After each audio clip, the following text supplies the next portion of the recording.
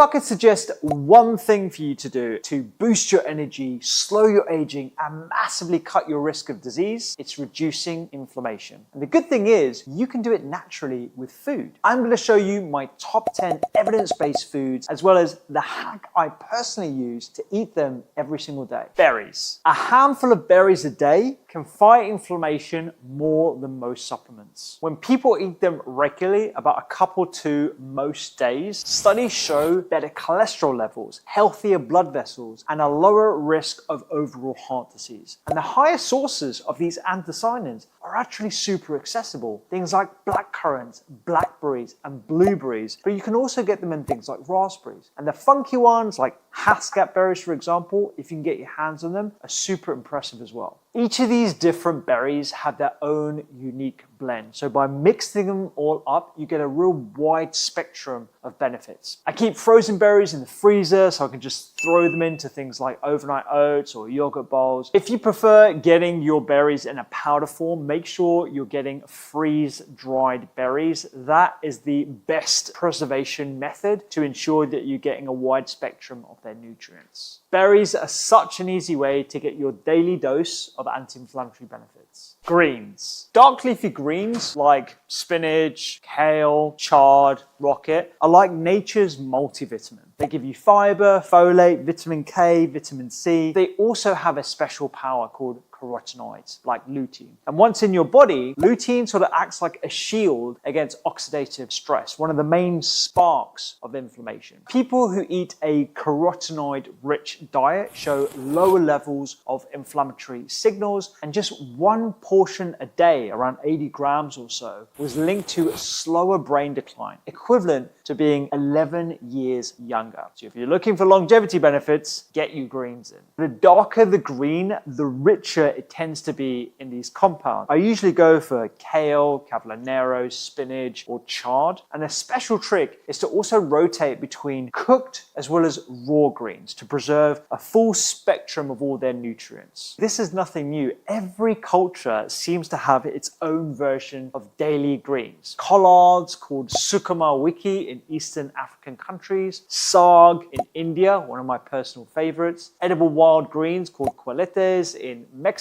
The list goes on. I personally just add them to whatever I'm eating. Salad, soup, a stir fry, or a smoothie, or just simply having it sauteed with garlic and olive oil side of a meal. Just remember, don't forget your daily greens. Sprouts. A handful of broccoli sprouts can contain 50 times more anti-inflammatory compounds than fully grown broccoli. Now, if you haven't tried sprouts in general, they're basically plants at their very first stage of life, and they are super concentrated in nutrients. And honestly, you can sprout almost anything. Radish, lentils, alfalfa, mung beans, they all bring something different. But the A-lister out of all the sprouts are broccoli sprouts. When you chew them, they release sulforaphane that flips on a switch in your cells called NRF2. And this is like hitting go on your body's detoxification system to clear out oxidative stress and reduce inflammation. There was actually a really cool trial where 40 healthy overweight adults ate just 30 grams of raw broccoli sprouts that were fresh every single day, and after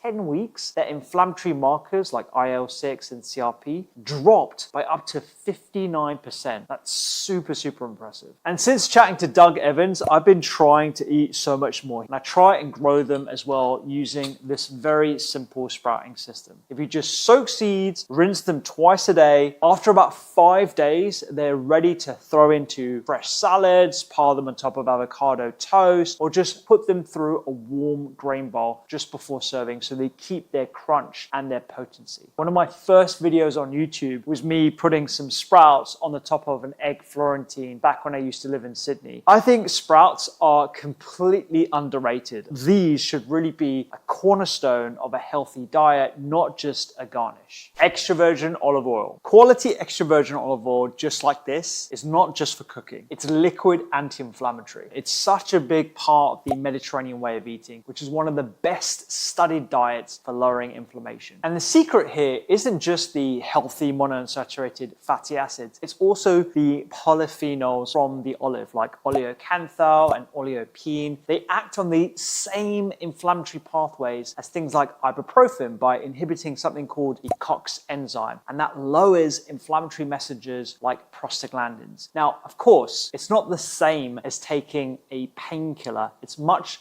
gentler in its effect, and it works kind of like in the background, but it all adds up over time, and you're getting it in the context of whole food, again packaged with all their anti-inflammatory properties as well. The benefits of this stack up fast. Just a drizzle, around 7 grams a day, was linked to around 28% lower risk of dying from dementia-related causes. That is staggering. But to get the most benefit, you really need quality extra virgin olive oil. First, you want to look for cold pressed, ideally in a dark glass bottle to protect those delicate compounds from light. Second, freshness is also super important because the polyphenols that make olive oil so powerful actually decline over time. Check the harvest or the press date and aim to use it within a year. And third, a taste test. When you try extra virgin olive oil, it should have a strong peppery hit at the back of your throat.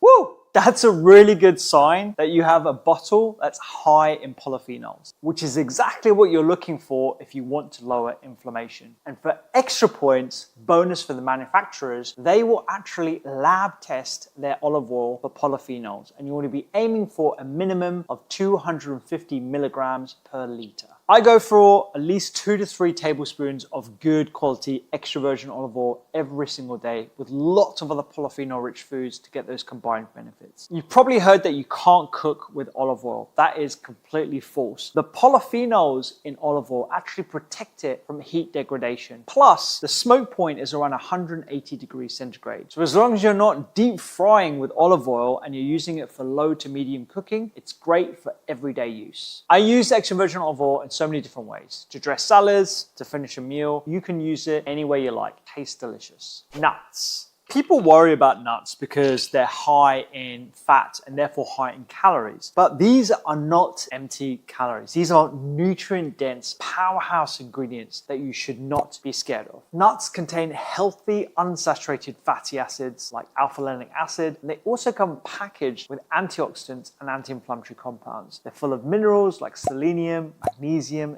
zinc. These are things that are lacking in many people's diets. They also have fiber that's going to be great for your gut, as well as phytosterols, but they also contain these polyphenols that are anti-inflammatory. They are way more than just healthy fats, and judging them by their calories is the wrong way to look at these ingredients. And you don't actually need a lot. Just a handful a day, about 28 grams, is linked to lower inflammation, better cholesterol, and a 19% lower risk of heart disease, all from these impressive little jewels. Some of these nuts really stand out for their polyphenols, like walnuts, pecans, almonds, and even chestnuts that I was really surprised to learn about. But every nut has its own superpower. So I love to mix them all up. I keep a jar of unsalted nuts on the counter, and most days I'll just grab a handful, throw them over oats or into salads. Just a handful a day is such an easy habit, and it pays off big time for lowering inflammation. Seeds. Just like nuts, seeds are not just a sprinkle on top. They're little capsules of anti-inflammatory compounds. They're rich in plant protein. Some of them, like hemp seeds, can contain as much as 10 grams per handful. Plus, they have fiber, omega-3, phytosterols, polyphenols, lignans. The list goes on and on and on and on. And they all work together to lower inflammatory markers like CRP and TNF-alpha. Each seed has its own superpower, and here are 3 of my favorites. Behind every spoonful of flax is a powerful compound called SDG. Don't ask me to pronounce the full name. Seco-isolaric resinol diglycoside.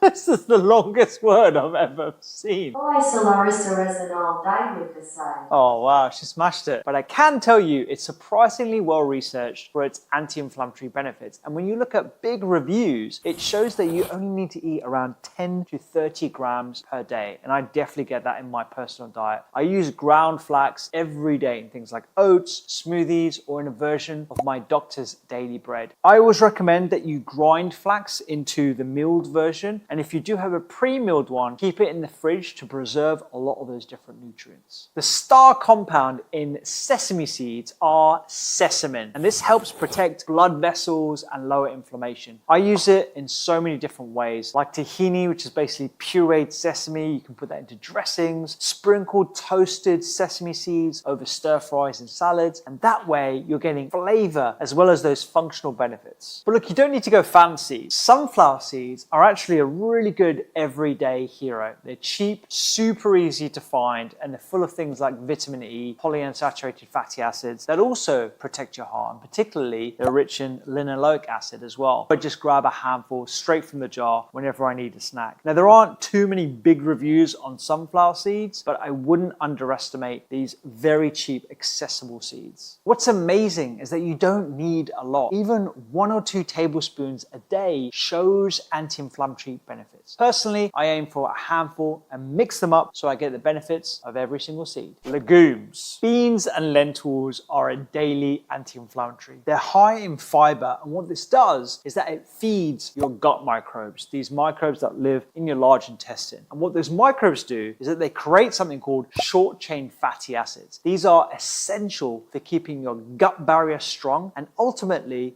when you have a strong gut barrier, it lowers inflammation in your body. But that's not all. Beans also keep blood sugars nice and steady, so they don't give you those big spikes that can drive up inflammation over time. And most people don't realize that just like berries, beans and lentils are packed with polyphenols that are anti-inflammatory. And if you look at this diagram from this paper, you'll know why I'm such a fan of getting legumes in every day. To achieve these benefits, studies show you only need around 400 grams of cooked legumes every single week, or about 3 to 4 heaped tablespoons a day. But if you're not already eating beans, I would actually advise you to start small with just a couple of spoonfuls here and there and allow your gut to adjust to the increase in fiber. The easiest way to include some of these powerhouse ingredients is to sneak them into your go-to meals. So for example, if you're making a salad, toss in a handful of chickpeas straight from the tin. If you're making a pasta, swap half the meat you're using for lentils in the sauce. The research is super clear. Beans feed your gut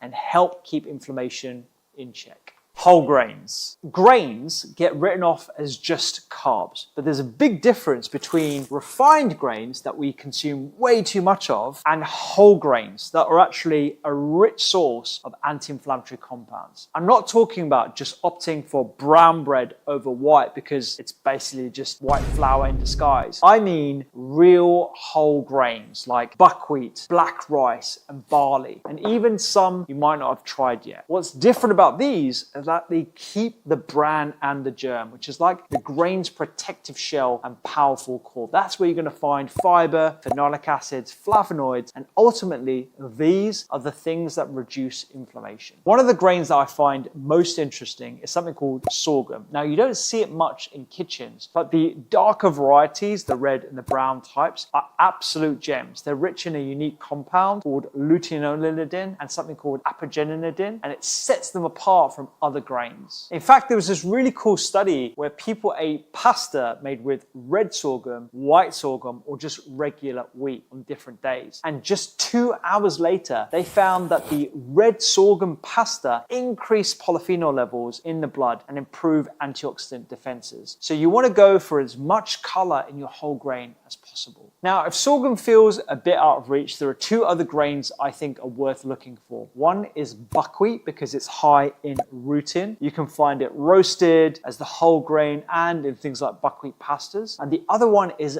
black rice, which gets its dark color from anthocyanins, the same polyphenol that we find in berries. Try swapping your refined grains, things like white rice, for a whole grain of your choice. You only need about 200 grams of a cooked whole grain per day to get the benefits. It's a really easy way to just boost your level of anti-inflammatory foods without really changing much. Spices. All spices are phenomenal for inflammation. We only eat a little bit, but because they're concentrated sources of these anti-inflammatory plant chemicals, they support your gut microbes and they lower inflammation. And 3 really stand out. Ginger. Its flavor comes from compounds called gingerols and shakeols. And those are the same compounds that are shown in trials to lower inflammation markers like CRP, TNF-alpha. You don't actually need loads. About a thumb of fresh ginger or a teaspoon of concentrated ginger powder a day. Don't spend money on unnecessary ginger tea bags or supplements. Use the fresh stuff instead. Turmeric. This golden color is because of curcumin and all the other curcuminoids. It's been shown in clinical trials to ease pain and stiffness almost as well as ibuprofen. I cook with it all the time. The color alone is the reason why you'd want to use this. As well as lowering inflammation, it has been shown in some studies to lower the risk of cancer as well. All the more reason to get this regularly into your diet. And a fun one to try is Nigella, also referred to as black cumin. Its star compound is something called thymoquinone, and it's got some of the strongest evidence for lowering inflammation in people within just a few weeks. It has a really lovely flavor, so if you haven't used Nigella, honestly, you can pound it in the pestle and mortar, and it gives a sort of aromatic lift to any meal. But quality is super important. You want bright color, strong smell, and opt for whole spices. That way you know you're getting more anti-inflammatory compounds and there's been less degradation. You don't actually need that much either. Studies show benefits for as little as 1 to 3 grams per day across multiple different spices, which is about a teaspoon. And that's why on the Doctor's Kitchen app, we always use spices. It's almost like every meal has a prerequisite to use some type of herb or spice. Keep it spicy, guys. Anti-inflammatory drinks. You can sip your way to anti-inflammatory benefits. We don't often think of drinks as anti-inflammatory, but they can be really rich sources of polyphenols with that benefit.